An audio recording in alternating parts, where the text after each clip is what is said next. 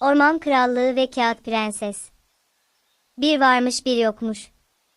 Uçsuz bucaksız yeşilliklerin ortasında, rengarenk çiçeklerle süslenmiş, kuş cıvıltılarıyla dolup taşan bir orman krallığı varmış. Bu krallıkta, her ağaç kendi yerinde mutlu mesut yaşar, rüzgarla dans eder, hayvanlara gölge olurmuş. Ormanın tam ortasında Bilge Meşe adında çok yaşlı bir ağaç varmış.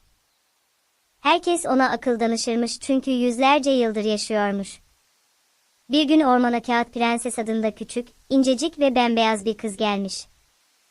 Elinde kalemle dolaşır, her gördüğünü yazıya dökermiş. Merakı da bir o kadar büyükmüş. Bir sabah, Bilge Meşe'nin yanına gelip sormuş. Bilge Meşe, ben kağıttan yapıldım. Ama kimse bana nereden geldiğimi anlatmadı. Gerçekten nereden gelirim ben? Bilge Meşe gülümseyerek cevaplamış. Sevgili Kağıt Prenses, senin yolculuğun çok uzun ve ilginç. Sen tıpkı bizim gibi bir ağaçtın aslında. Ama insanlar seni kitaplara, defterlere, hatta çizimlere dönüştürdü. Bu kötü bir şey değil. Ama dikkatli olunmalı. Kağıt Prenses gözlerini büyütmüş. Yani ben bir ağaçtım. Elbette, demiş Bilge Meşe.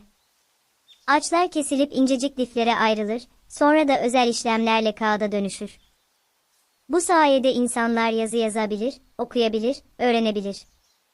Ama ne yazık ki, bazen insanlar çok fazla ağaç keser, yerine yenilerini dikmeyi unuturlar. Orman sessizleşmiş. Kuşlar bile susmuş. Kağıt Prenses üzülmüş. Ben öğrenmeyi çok seviyorum. Ama eğer arkadaşlarımın yok olmasına sebep oluyorsam, bu beni mutlu etmez. Bilge Meşe, nazikçe konuşmuş. Üzülme, sevgili prenses. İnsanlar eğer geri dönüşüm yaparsa, kağıtları yeniden kullanırsa, çok daha az ağaç kesilir. Ve yeni fidanlar dikerlerse, ormanlar sonsuza dek yaşar. O günden sonra Kağıt Prenses tüm çocuklara şöyle demeye başlamış. Kitapları sevin ama kağıdı israf etmeyin. Kullanmadığınız kağıtları geri dönüştürün. Ve bir ağaç dikin, çünkü her ağaç bir masal başlatır.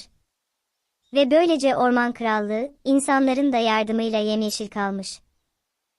Kağıt Prenses ise her defa yeni bir kağıda yazarken doğayı hatırlamış. Gökten 3 yaprak düşmüş, biri geri dönüşüm yapanlara. Biri doğayı sevenlere. Biri de bu masalı okuyup doğaya saygı duyan herkese.